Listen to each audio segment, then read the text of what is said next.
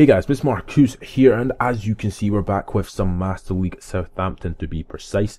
And of course, we're playing up against, in this episode today, I think we have 3 matches for you, 2 from the Premier League and 1 from the Champions League, a game against Bayern Munich in the Champions League. Of course, game against Cardiff City, not a particularly difficult opponent. And of course, I put them in the blue kit because, you know, it makes more sense than playing in their red kit. Even if I was playing away from home, they'd still be in their blue kit because they probably deserve it more. But anyway, in the last episode we were finished 3rd in the table after like however many games we played. 2 games we played in the last episode, and we finished 3rd. We're 3rd at the moment with 45 points. I think Arsenal are 4 points ahead of us, Tottenham are 2 points ahead of us, and then we have the same points total as Liverpool, but we will of course go above, well, we're above them because of goal difference. And in the Champions League we qualified for the knockout stages, so that was an absolutely great achievement. With the likes of Bayern Munich in our group, it's quite a good job considering that we finished top of the table at the current moment anyway. So, in the first minutes of this match against Cardiff here, James Ward-Prowse steals it off a player, pings the palm of the goalkeeper, and in it comes again Wanyama to just pop in with a flying volley into the top corner, because that's what Wanyama does. Jovetic in the 41st minute of the match here runs past a couple of players, gets a shot, but it's a really good save from the goalkeeper. I think the goalkeeper is David Marshall. So may or may not be purchasing him as a backup goalkeeper because he seems pretty decent.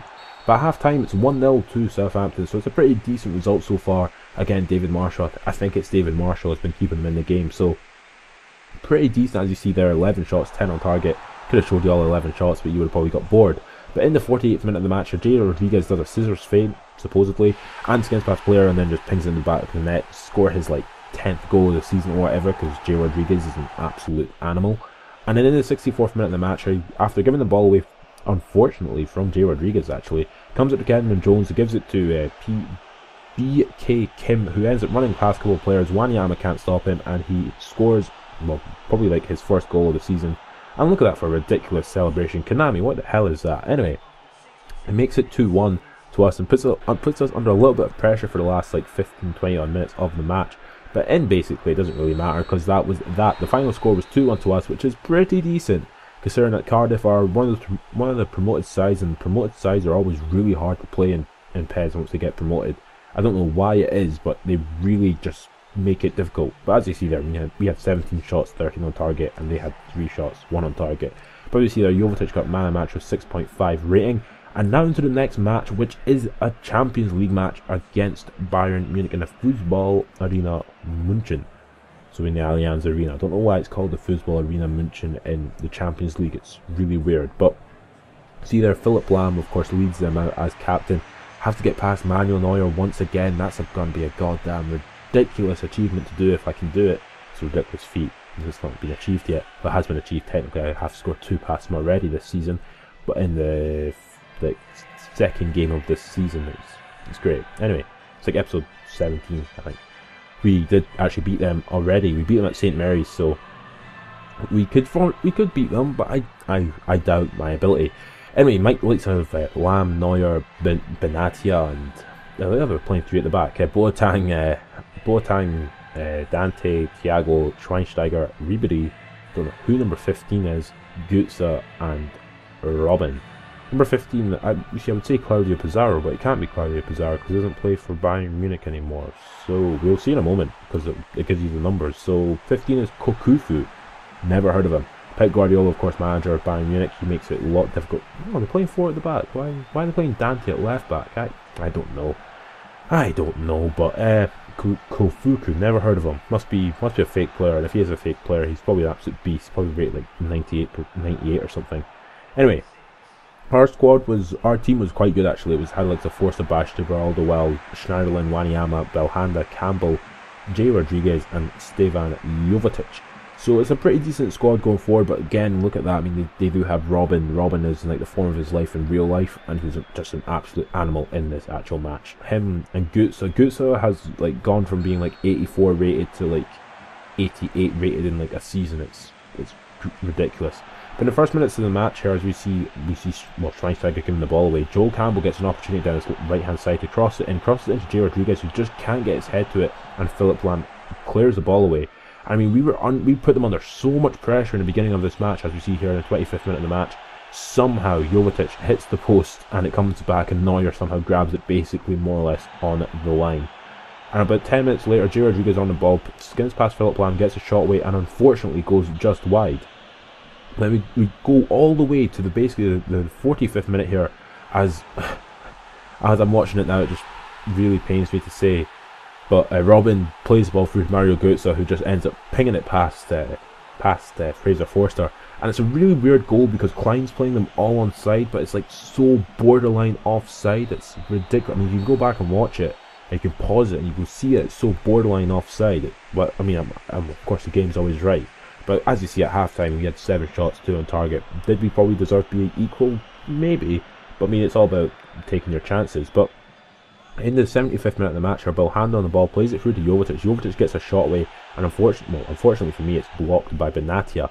And then in the last minutes of the match, Jovetic on the ball tries to get past Benatia, and unfortunately it comes, he gets the ball, plays the ball away, and that was that. So a 1-0 loss to Bayern Munich, who are considered one of the best teams in the world and in this game. So it's not too bad considering that we more or less outplayed them completely. You'll see the stats in a moment, which sort of more or less mean that. I mean, come on, they had 5 shots, 3 on target, we had 10 shots. We could have probably scored more. Benatia, of course, getting the man of the match, considering that he stopped everything going forward when we were going forward.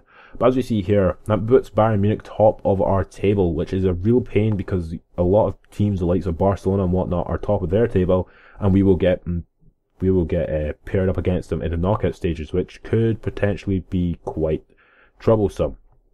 But anyway, into the last match of this episode. I do that so many times. Let's say episode, I mean match. The last match of this episode, it is against Crystal Palace, Neil Warnock's side. And I mean, Crystal Palace, so easy to play. No, not easy to play against. Like the Zaha, Balassi, and Punchin, and Fraser Campbell is an absolute pain to play against. So goddamn quick. But again, Morgan Schneiderlin, captain for basically the season, walks us out with the likes of Bad Stuber. Again, we want to have a quite good game. It's after another Champions League match, and after having a Champions League game midweek, we usually always suffer from some form of hangover, and it's not particularly good because it usually means we lose the game, and we usually lose against someone who we should probably be beating. But in the 34th minute of this match, we have the ball here with Alderweireld, who gives the ball unfortunately straight to James Ward, just plays the Punchin. Punchin ends up getting taken out by, I think, Azpilicueta, right on the edge of the box. The referee gives a yellow card, and unfortunately for me, it's a free kick, which Jedinak, I think, hits. Oh, no, it's not even Jedinak takes it. It's Ledley who takes it, gives it back to Jedinak, and Jedinak just ends up pinging it past the post. Fortunately for me, that was supposedly inside the box. Personally for me, it looks outside. It looked inside, which I don't know. I don't know about that. But anyway, literally in the 47th minute of the match, Azpilicueta runs past everyone, tries to get a shot away, and Speroni makes a pretty decent save there, as we see him kick the ball away, and the half-time whistle goes. So 0-0 at half-time. We should have probably been 1-0 up, maybe 1-0 down.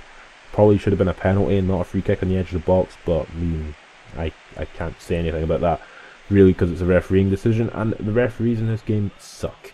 But anyway, as you see there, I mean, they did have 5 shots, 3 on target. We had 5 shots, 2 on target. And in the 50th minute of the match, Gardos gets a second yellow card for personally what I believe is not a foul, and that put me in a hard position here. As you see in the 65th minute of the match, her Punchin keeps the ball in play, runs past Badstuber, eventually passes it back to Fraser Campbell, who just pings in the back of the net to give Crystal Palace what could potentially be considered a shock 1-0 lead, but they have completely outplayed me in this match.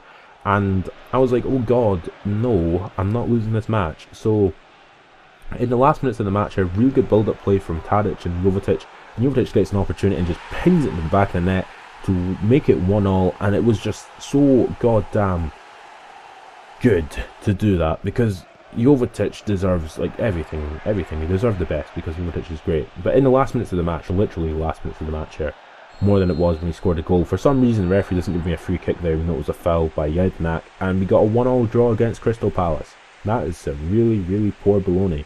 Should probably be beating the teams like that. But again, one of those teams which just for whatever reason played really well against me.